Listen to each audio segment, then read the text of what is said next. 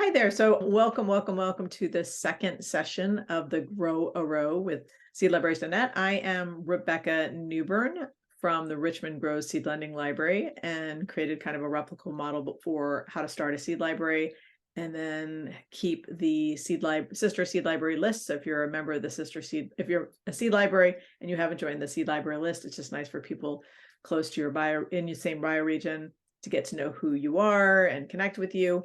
And then I also am the editor of the Cool Beans newsletter, hopefully not for too much longer. Hopefully someone else will pick that up. And I put together the seedlibrary.net resources. And today I am super excited for our second session. I will send you the first session information, but today I'm really excited to have my dear friend Kay Everett's coming in to share about her project. So Kay, why don't you tell us how your Grow a Row project, and maybe you can just say what the Grow a Row project is, just so from your perspective, and then I'll talk about my perspective, and then we'll have a little bit of time for Q&A and a little work time. I'm Kay Everts from the Seeds for Sharing Library and Garden, and I'm in Clackamas County, and I'm responsible for two seed libraries, one in Oak Lodge and one in Gladstone. They're just two branches of the same library. And those of us living in Clackamas County sit on ancestral and traditional homelands of the Confederated Tribes of Grand Ronde. In my presentation, I'd like to tell you about how we run our seed library and what our garden's all about. Then go on to how we use the Grow a Row worksheet, how we selected a crop, how we branded our pilot project, how we're recruiting squash parents, and the project status. I opened the first seed library at Oak Lodge in 2017. And then in 2019, we added Gladstone. And it's been loved by the community. There's nothing more satisfying being in the seed cabinet area and watching people getting their seeds and how thrilled they are to be able to get free seeds. What a concept, right? And so the library provides the coin envelopes, like what you see here, and the patrons use those. And unlike most of the folks who have presented in One Seed, One Community and Grow a Row, we are a self-serve system. We don't repackage the seeds. So that saves a lot of time for volunteers, and it's light touch also for the library staff. Instead, we use a 4 ml Ziploc bag that we get from Uline. And the nice thing about it is you can freeze the seeds in it. And we happen to have a freezer at each library. So off season, we can freeze our seeds to give them a little more shelf life. When we get seed donations in from people, they fill out the slip like the one you see on the left, and then we can just tuck it right into the Ziploc along with the seeds. Again, real light touch, nice and easy. And then for donated seeds, we just round up a bunch of volunteers and have a party, and we cut off the tops of the packets and stuff them into the Ziplocs and get them in the cabinets. There's no membership. Patrons can fill out their own envelopes and take up to 12 per visit. They take the seed, they'll plant. That's what we encourage them to do. So I might go in and only want to try out a new broccoli plant, and I want 4 seeds. Somebody else might want 20 or 30. And the library only keeps records of the number of coin envelopes checked out. We're fortunate enough to have a seed and food garden. We had one starting in 2017 on property owned by a church and ran it through 2019 growing season. Then we learned that the property was up for sale. So we found another parcel right next to a high school, 9,000 square feet, really big. We started planting our winter crops, garlic and overwintering onions, and then learned the next year in 2020 that they were going to be rebuilding the school and putting down mobile classrooms right on top of our garden. So we lost it for a while. They compressed the soil, thank you. And then we got it back in 2022. That's what it looks like in January. Volunteers got busy building raised beds. The small ones you see are used for growing seeds, and the large ones we use to grow food for the local food banks. And we can grow about 50 varieties of seed a year. Thank you for those who have gone before us for creating the Grow a Row worksheet. It worked great to get us focused and understand the process. So we chose as our core goals that we wanted something easy to grow. It needed to be climate resilient, and we wanted something nutrient dense with high calories to help support our food insecure community members.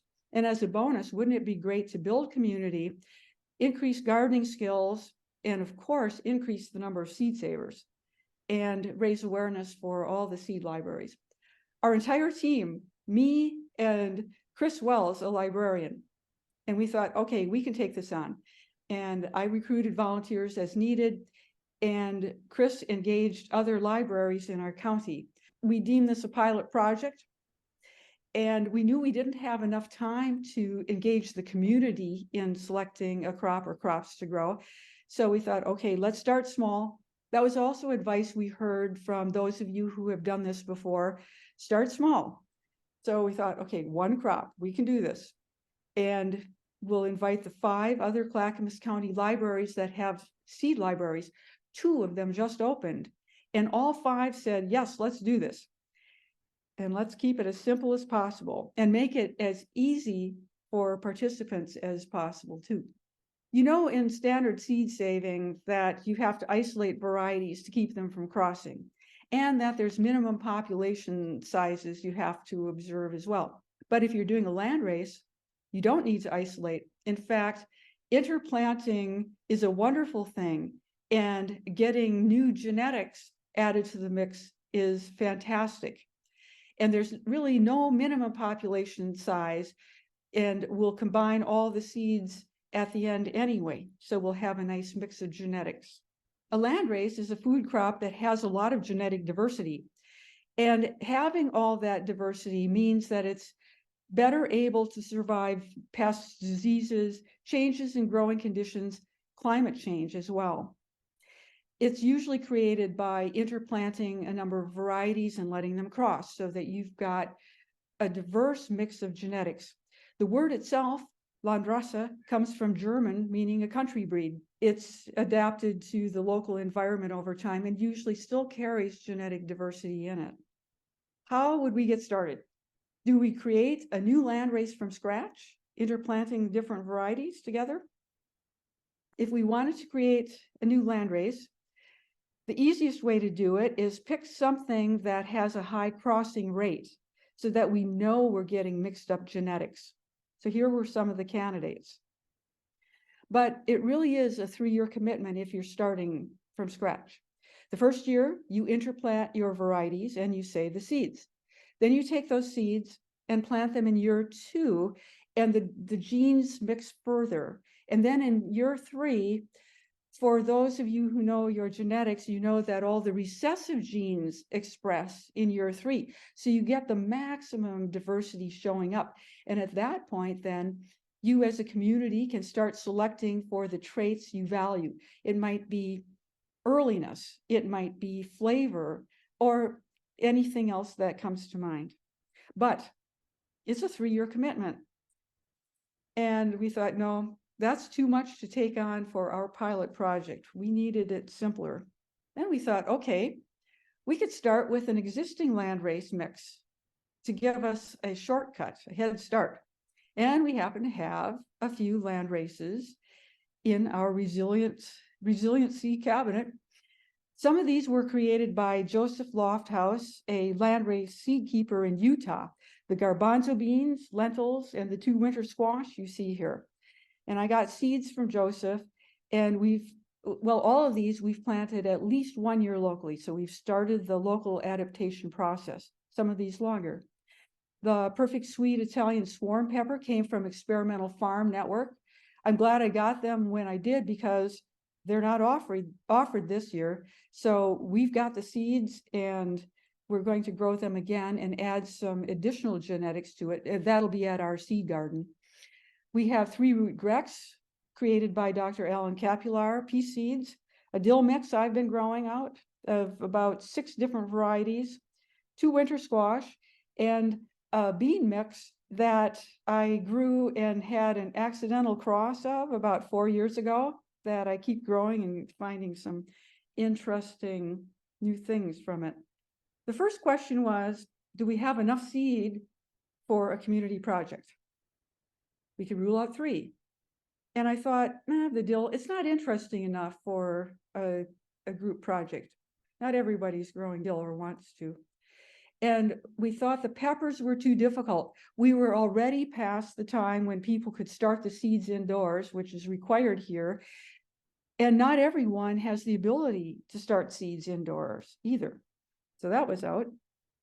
Then wouldn't it be great to have something people could both eat and save seeds from? Well, all 3 fit the criteria, but of the 3, the beans, well, around here, not everybody grows dry beans. And then also, if you want to have enough to eat, that means you might be turning in very few to the seed library. So that was out. And then of the 2 remaining winter squash, we needed a grow out of the maxima. We'd been growing the machada for a number of years and had a really healthy seed collection that was fairly current.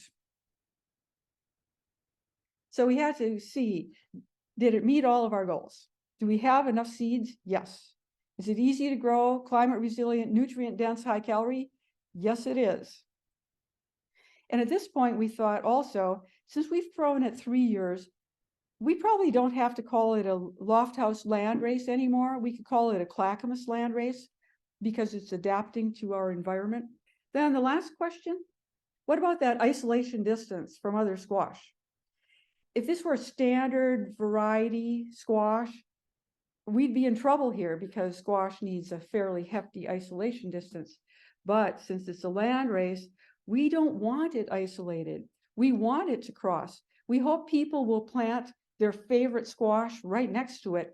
And the neighbor squash that the bees might bring pollen in from, great, let's welcome it in. Let's get more genetics into the mix. So we thought it would be the easiest to grow for 2023.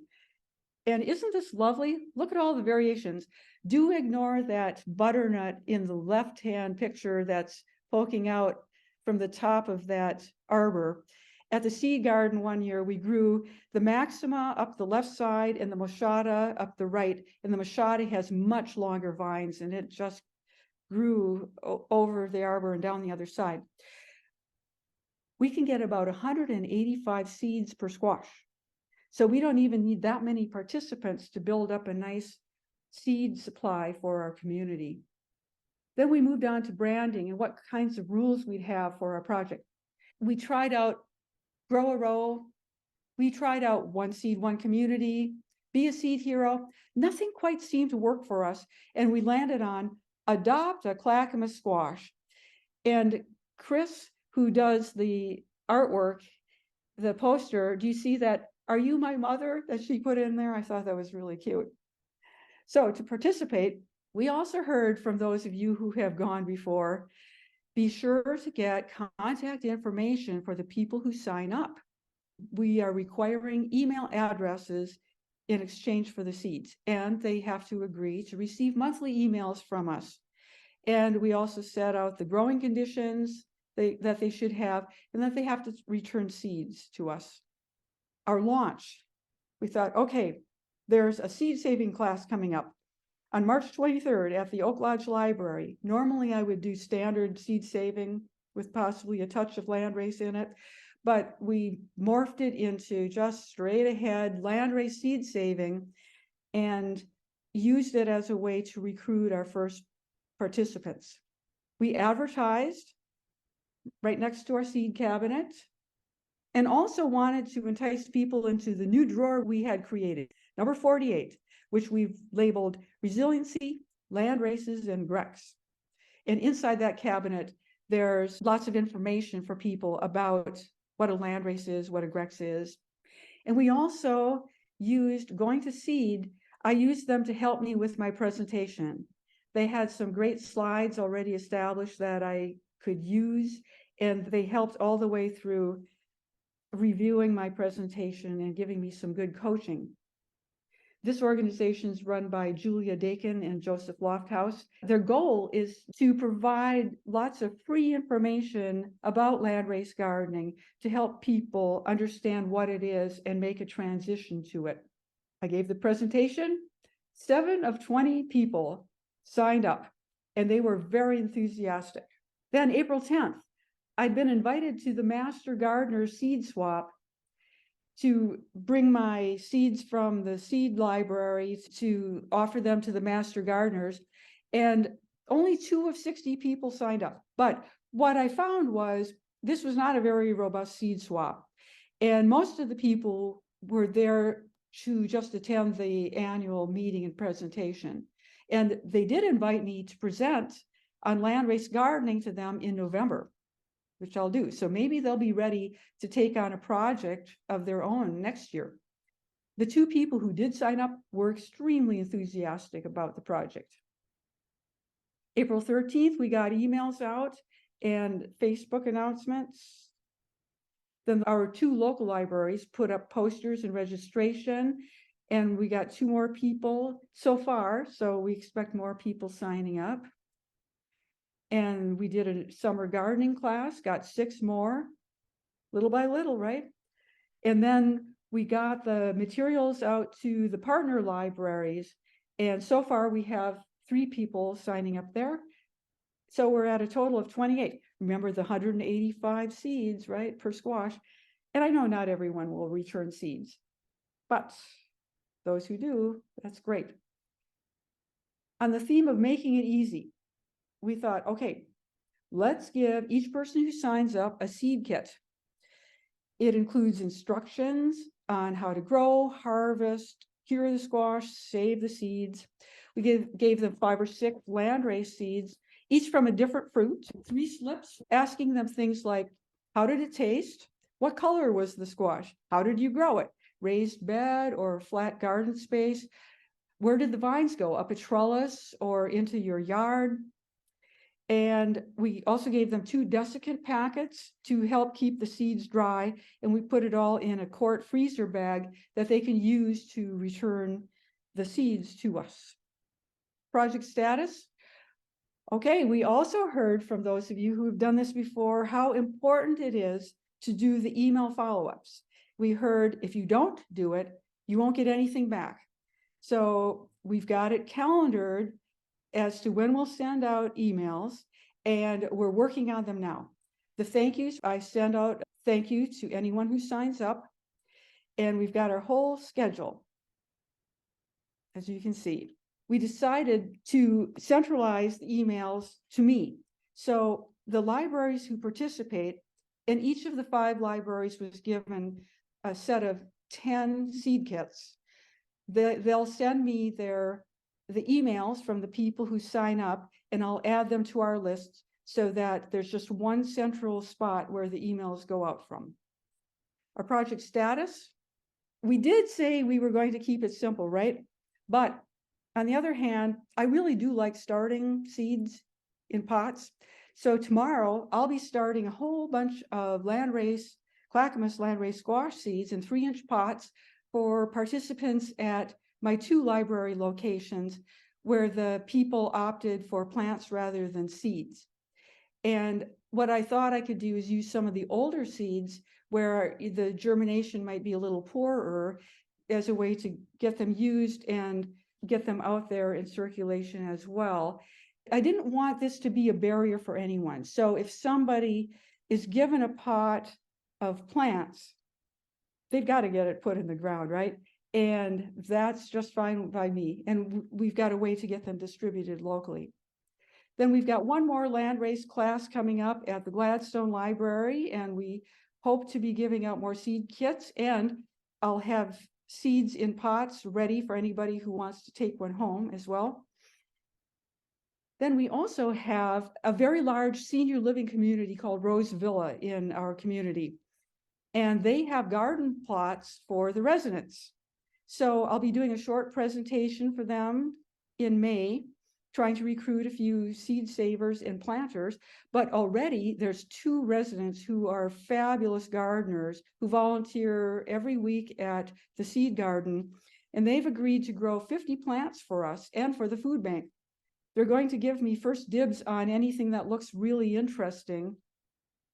Then I'm giving them distribution kits that you see here, Rose Villa, Adopt a Clackamas Squash, where it gives instructions to anybody who will take a squash home with them, cut it open, scoop out the seeds, put the seeds in the baggie to get back to us, and we'll take it from there. We can do the drying of the seeds, etc. And they get a squash to eat in exchange, which seems like a good deal. Of course, no project is finished until you've done a celebration at the end. So on November 18th, we will try to gather the participants together, and we also are adding in a squash naming component. We're calling this a Clackamas landrace squash, but it could be called anything the community would like to call it, and it also can carry the subscript, a Clackamas landrace squash, because that's just what it is. So we're also offering for anyone who wants to bring the squash with them and have the seeds saved on site, we'll be set up to do that. I'll have a big bucket. We can dump all the seeds in there. And anybody else who's done their own seed saving can bring their seeds in at that time as well. They can also turn them into any library at any time. If you think it's an interesting project and would like to try a landrace yourself, and wonder where you could get seeds that are already established as a landrace, if you want to shortcut it like we did, here's some of the possible resources for you. I particularly like Experimental Farm Networks because on their website, they have a landrace page, so they make it easy to find the landraces. Going to seed.org is a way for you to learn more about landrace gardening. There's a wonderful free online course, and they've also got a couple other very interesting courses. And of course, Joseph Lofthouse's book on landrace gardening will walk you through the process as well. That's our pilot project. And here's my contact information. We have a Facebook page where we'll be posting updates if you want to see what's going on. And I will take you back to the resource page. Are there any questions? And people can put them in the chat. I put two questions in myself there. One was, can we get a copy of people, just so you know, everyone who's watching this, you will get a copy of the video and you will get a copy of any resources. So like Kay will be sending those to me later. So she'll, all those resources on that page you'll get. And then we also do have a web page on seedlibraries.net that this video will be at all times, along with any of the resources that any of the presenters have shared. So yes, so I put down, can we get a copy of your seed saving class on land racing? That would be interesting. Yes.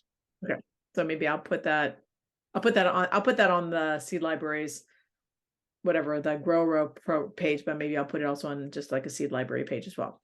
And then, and then you also were mentioning that so for people that didn't attend the first class and didn't see this, when if you decide to do a Grow Row program, we have a list of like pre-written emails, because it's just a lot. It's just, everyone's busy, and the more that can be pre-done, better.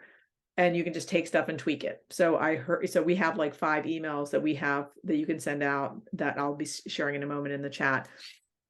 But Kay's writing emails too. So if you have any like adjustments, that's great. And we can put them in the public shared folder so that people have that if you're willing to share that with us too.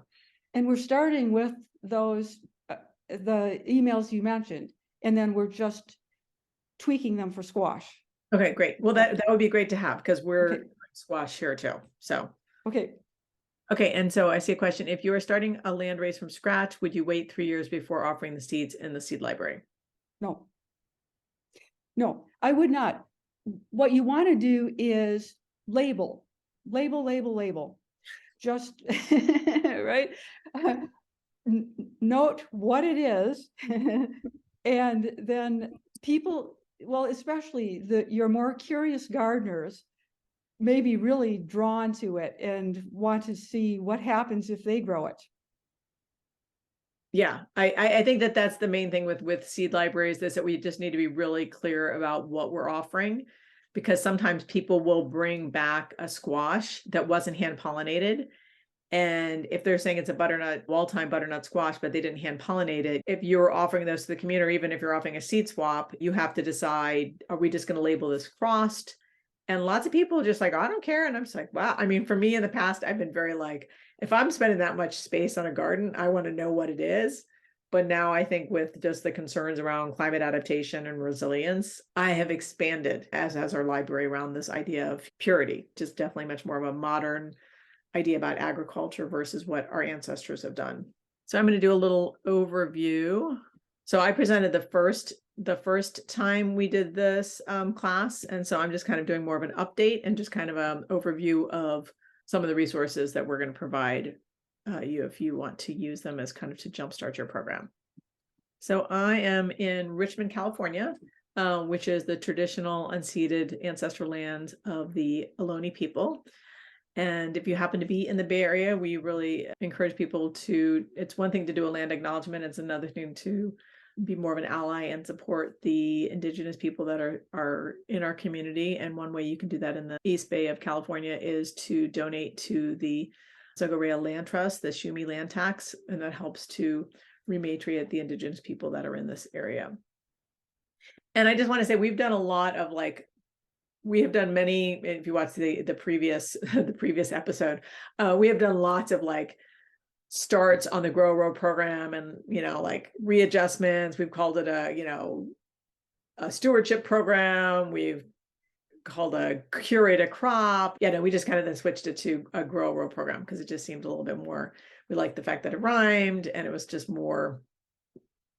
Just the languaging was a little bit more, I think, accessible. And we've gone through things like be a seed steward. Now we're kind of doing more of be a seed hero. So we're all just trying to figure it out ourselves. And once again, this is a community effort here, but it's also a community effort with the larger community, including all of you folks here, about how can we support each other in our own communities to be more resilient, to be more adapted, to steward seeds like we have done for 10,000 years. So just a quick recap of how Richmond Grows has done it for people that weren't here last time.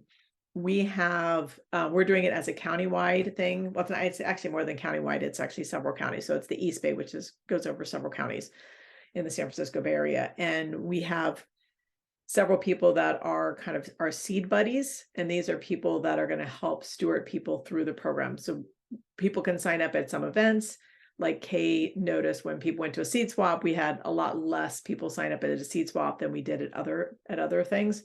And we also put it out to previous growers as well as, and we have there's a Google form saying, are you willing to sign up and grow something out? We'll provide the seeds. You can pick them up at my house, or we can mail them to you. And we're doing mailing for a couple reasons. Sometimes people take weeks to come by my house. And then also being that we're doing a much larger demographic area, we wanted to not have people have to drive 45 minutes to pick up seeds. So we're mailing them as well this year.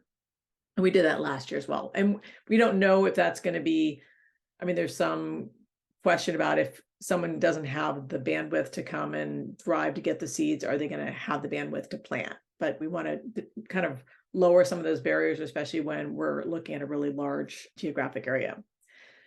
So I think we had maybe about 35 people sign up for the spring. And we do an early spring, and then we do a kind of later spring, kind of the squash stuff, kind of getting ready for the squash. And then we'll do a fall planting because we can grow 365 here in the San Francisco Bay Area.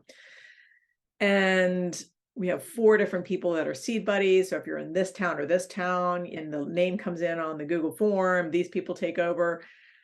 And it's a lot of work. To kind of organize all that, especially because we have lots of varieties. And so we have a much more expansive program. So as Kay was saying, sometimes it's easier just to pick one thing and just make it super easy and just get people into just learning about seed saving. And so that's definitely an approach that's an easier way to do. We have a fairly wide selection, and then we've got fairly wide geographic area. So we did all this work. We were meeting as a group, the seed buddies, and talking about how to support people and get people to actually plant, because the return rate isn't always that great, partially because we aren't so good always at following through. So I like how Kay showed you kind of a calendar. So we also do the calendar thing, and we put it in as a Google on the Google Calendar as a yearly reminder with email notifications that go out so that we don't forget to send out those reminders, because that's where kind of the program often falls apart. However, I have to say, this year, we did all this work. We got like 30, 35 growers. We're super, super, super, super happy about. And then we also, talking about Julia Dakin from Going to Seed, we had her come out, and because she's reasonably close to us in the Bay Area, and she offered a community seed project where we were, as a group, talking about land-raised gardening and why that might be something that we want to add into our seed saving kind of toolkit. And the idea is that we were going to select 3 different species that we wanted to save collectively and kind of do this in community. And we had 45 people sign up for the class, and you never know with in-person classes how many people are going to show. And we had about 40 people show up, and 15 people that were on the list that did sign up didn't show up. So we had a whole bunch of like walk-ins as well.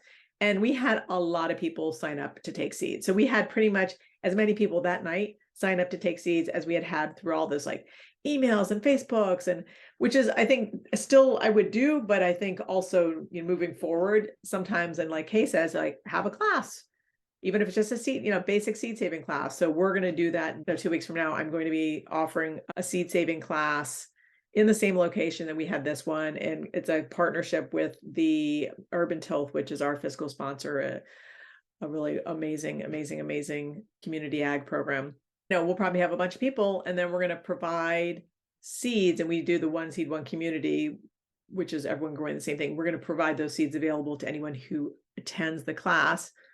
And then we can send out the emails about how to grow the bean seeds through the season. So just trying to figure out ways to kind of engage more people and meet people where they are. And I think people were really excited about doing something in community. And I think we're all hungry for that in community piece. And, you can kind of figure out for yourself what might be ways where you can bring people together and engage them around seed saving. Because I think there's definitely the need and the interest, and we just need to have the opportunities to do it.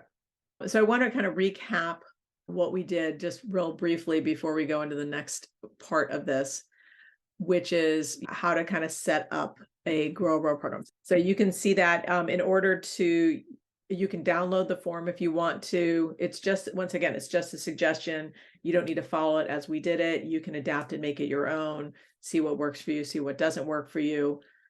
Maybe something there might inspire you or not. And once again, you can download it or make a copy of it if you use Gmail and put it into your drive. So if you decide to do a Grow a Row program, and once again, it's a great way to get more people saving seeds and kind of restocking the community with seeds that are locally grown, which are going to be a lot more resilient in this kind of global weirding that we're going through. And knowing, and Kate talked about this, is like deciding what your focus is. Like, what is your purpose? Are you trying to save something special? Are you trying to make something climate resistant, nutrient dense, making something that's a local variety or maybe something that's culturally specific? What's your purpose? And then determine the time you want to launch. So for you folks, if you're here and you want to do a Grow a Row program, maybe you could do something for summer. And if you're doing that, maybe you want to go really small with just like one thing, like she did, just to kind of get out the door, like 2 things. And then kind of determining the scope. Like, you might just look at what you already currently have in your collection to see like what gets used a lot. You could do something really simple like cilantro. We go through tons and tons and tons of cilantro. So, you could just have people growing cilantro so you have enough of it for next year. So those are kind of some things to kind of think about as you're starting a Grow a Row program. And having that calendar piece, super important. And I'm just wondering if anyone here has actually done a Grow a Row project. I know obviously Kay shared hers, or has anyone started to plan one this year that would like to share? And if you do, and you want to just kind of raise your hand, like virtually, then I can kind of see if anyone has done a Grow a Row program that they would like to share their perspective. And once again, a lot of seed libraries haven't done this before, so it's kind of somewhat new for many people. Okay, so I'm not seeing anyone having started yet. And Kay, you kind of help me with, there's a message in the chat. Okay, it's just learning about it. Okay. Often this is a new thing. And once again, we're hoping that We do have, if you look at the worksheet, there is on the top, for those of you who don't currently a member of the Upbeats forum, we do have like an online groups IO forum where people can ask questions and share ideas. And so if you're starting to a Grow Row program, you can use the hashtag Grow Row, and then other people that want to follow that particular thread can do it, or everyone can see it if people have that as a setting. And then the other thing is determine how you're going to collect information and distribute seeds. So as I said, we decided to do it through a Google form, and we collected email addresses, and people that wanted them mailed, we also collected the mailing addresses. And we're going to do kind of a celebration at the end. So that's one of the pieces we'll talk about next. Repeating calendars so you don't forget. That is what has, as I said, fallen apart so many times. Is we put the thing together, and then I got busy, and the other person who was organizing got busy, and the emails never got out, and we didn't get a whole lot of seeds. But I have to say, once someone steps over that threshold and someone donates seeds for the benefit of the community, they will be with you forever. Like, they will reach out to you the following year and be like, hey, I have seeds, and now I have a whole bag, and I grow a whole bunch of other things, and I've started to do this. So I think that that's the thing that's really lovely about this, is that it doesn't take a lot of people in order to really support the larger community. Obviously, the more people, the more diversity, the more selection, but it doesn't take a lot of people, seed savers, to really make a big difference in your community. Okay. And then kind of lastly, I just wanted to talk about the resources. So we have, as I mentioned, we have this, these are all going to be linked in to the email that I send you at the end, but I'm just going to walk you through it. So we do have I'll start with the Richmond Grows one first, because that's a little bit smaller. So this is the Richmond Grows site, and just to give you an overview of it. So we have it in English and Spanish. And then we have the basic seed saving guidelines. So in the past, it was kind of a challenge because you're giving out information. And with Kay's project, it was a lot easier because they just had squash. So the handout that they gave was, here's how to do squash. But we're doing is we have people, and they might ask for 5 or 6 different things, and they're different species. So it's having paper and tracking that became really like untenable. It was just not happening. So instead, I kind of put together this website so we can, as we send those emails, and we also have the option for people to receive text messages instead. And we also have the option to do it in Spanish as well. People can sign up for that. So they have to sign up in order to get the seeds. And then we will direct them to this website or different aspects of this website during the process. So basic seed saving guidelines. Here's our link to the Grow Row program for the March through May. And we just kind of move things up and down the list. So for example, in the beginning in March, we didn't have the squash available because people want to mail it to people, and then people planted and it was too early and they just wouldn't grow. So we just kind of move stuff up and down to say not available anymore.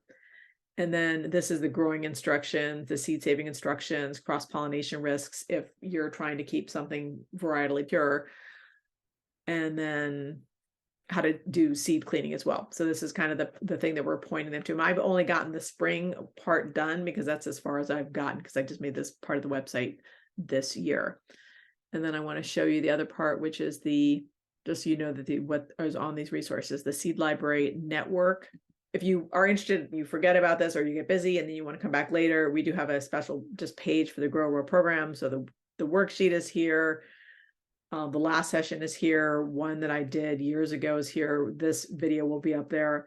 And then just kind of different versions of like how to track stuff. So this is what we used to pass out. So like, as Kay said, she does one on squash. So we used to have one on fava beans and carrots and lettuce and beans. So if you're wanting to do a very specific targeted grow out program, you could look at some of that information if you wanted to just focus on one species. Okay, so I think that is it. And the last thing I just wanted to say is all of these resources that we have are open source. Anything we have, you can take it, go with it, make it your own. You don't need to credit us. We're all good. And once again, you're going to get the video for this. You'll get the resources, the public folder that has all of the emails. So all of that's also linked on the website. So you can always find it there later if for some reason you lose it. But stay connected with us on the Upbeat forum. It's a great way to see what other seed libraries are doing and also just figure out supporting them by you've got some brilliant idea and to share it with the rest of us, because this is how it's really going to make a difference in the world, is us coming together and creating resources, sharing resources, best practices, and all that stuff. So thank you so very much for joining us, Kay. Always a pleasure to see you and hear what you're doing.